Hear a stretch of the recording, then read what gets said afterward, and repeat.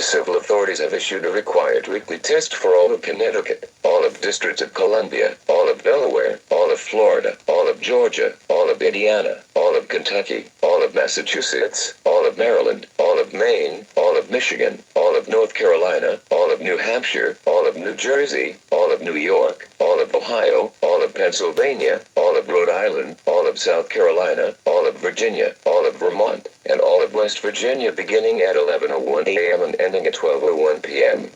Test message EAPAWS open cap EAS feed configuration test message.